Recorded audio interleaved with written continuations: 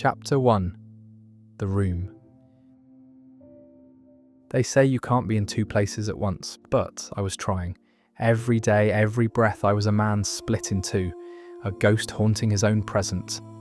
The room I lived in wasn't large. 4 walls, 1 bed and 2 doors. One behind me, the other ahead. I couldn't tell you how long I'd been there. Time didn't work the same in that place. It drifted, it stumbled, it stalled. The air itself felt reluctant. Behind the left door, the past. It smelled like smoke and cinnamon, and her skin at midnight. The sound of laughter caught in tears. 1,000 whispers that never settled. If you stood too close to it, it breathed on you. It remembered for you. Ahead, the door to the future. It didn't smell like anything I could name. Maybe clean sheets, maybe rain, maybe nothing at all. The kind of nothing that wasn't empty, but waiting. It hummed softly, the way silence does when it wants to speak, but won't force its voice. And me? I was in the middle. The floorboards creaked if I shifted, not from age, but memory. The walls changed shade depending on what I was feeling. Sometimes soft amber, other times the blue of a bruise. The bed was always made in the morning and always unmade by night. The sheets knew my indecision. They'd wrapped themselves around bodies that weren't there anymore, absorbed sweat and secrets, and carried the scent of choices I couldn't stop making. I lived in that room like a man stranded at sea, water behind, water ahead, and no shore in sight. I wrote letters I never sent, folded them into paper planes I never threw. I stared at the ceiling until I forgot what sky looked like. Some nights I stood between the 2 doors and waited to see which one would call me first. The past always did. The past rarely knocked. She burst in like a storm who knew where all the windows were. Her perfume would get under my skin before her fingers did. She'd press herself against me before I even had the chance to remember why she shouldn't. We didn't speak in those moments. Our mouths were too busy trying to prove we still existed. The future, on the other hand, never forced her way in. She waited, always outside, always just beyond the threshold. Her silhouette cast light, not shadow. She didn't beg me to choose her. She just stood there, silently reminding me I could. But silence is a dangerous thing when you're used to noise. The room was full of objects I hadn't brought in. They appeared over time. A cracked vinyl on the dresser, our song, though I couldn't remember the words anymore. A photograph with her face scratched out by time or by me, I wasn't sure. An old jumper with threads pulled loose from nights spent clinging, grasping, staying too long. Sometimes the objects spoke louder than the voices. One morning, I woke up to find the past asleep beside me, her hair tangled in the shape of a mistake I'd make again. She breathed like she belonged there. My hand was on her hip. I didn't remember putting it there, but my fingers curled instinctively, memorizing what they'd never really forgotten. She stirred, not awake yet, and whispered my name like she was chewing glass, sweet and sharp. And I lay there, wondering if pain could be nostalgic, wondering if maybe I liked the ache, because it meant I still felt something. The room didn't judge, it just reflected. Whatever I brought into it, it absorbed. My guilt, my longing, my indecision. It was patient, cruelly so. I started marking days on the wall at one point.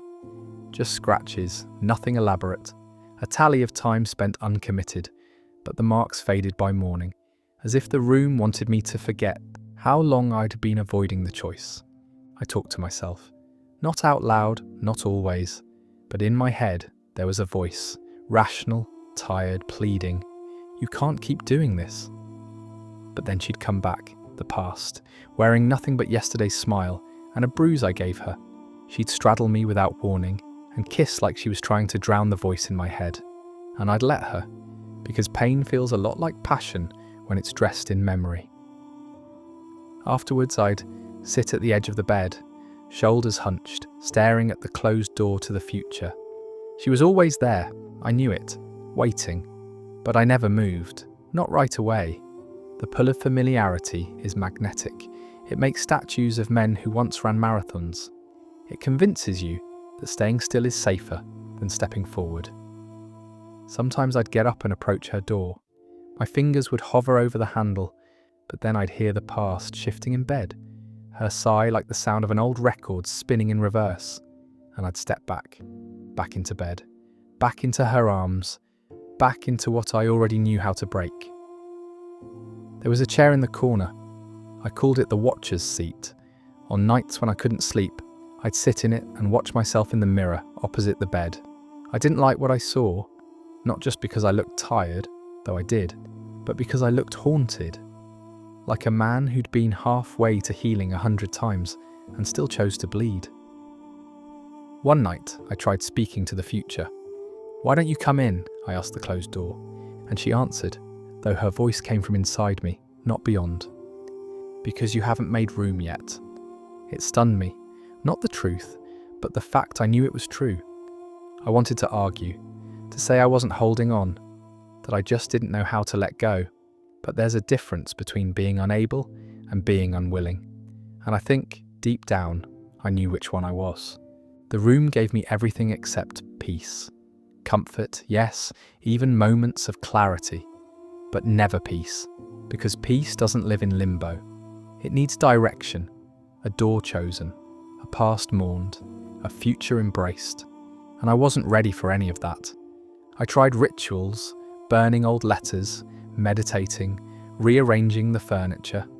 But the room always reset itself, as if to say, you don't get to change your surroundings without changing yourself. I dreamt of open fields, of trains leaving stations, of bridges collapsing behind me. The dreams all ended the same way.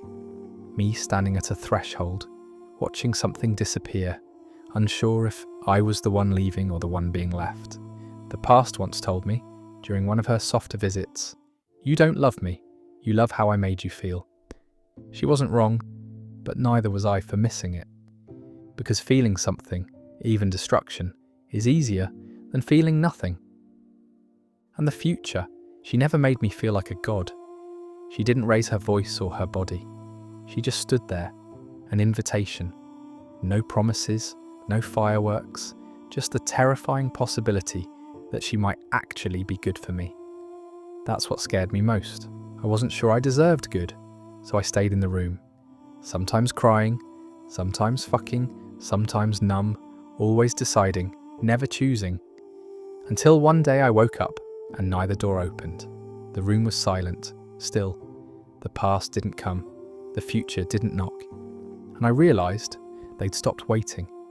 That's when it hit me. The real danger wasn't choosing wrong. It was not choosing at all. Letting the silence become the soundtrack. Letting the room swallow me whole. That morning I stood. The bed was cold, the floor was solid, my breath didn't fog the mirror. And for the first time I walked to the centre of the room, spread my arms wide and said, "I don't want to be here anymore." The walls trembled. The door to the past shivered, but didn't open.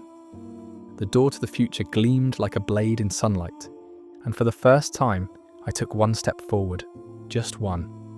But the room noticed, and it whispered in the way only rooms can, "Good."